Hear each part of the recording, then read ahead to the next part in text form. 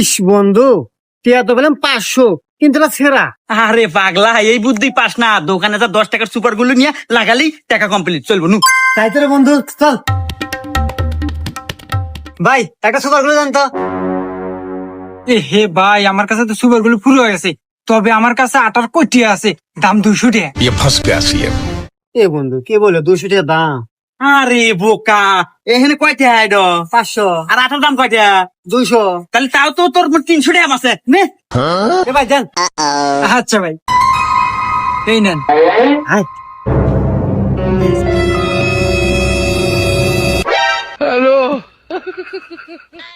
দেখ কি সুন্দর দূরা নাই গেছে। কেন চলবে নি? रुको जरा।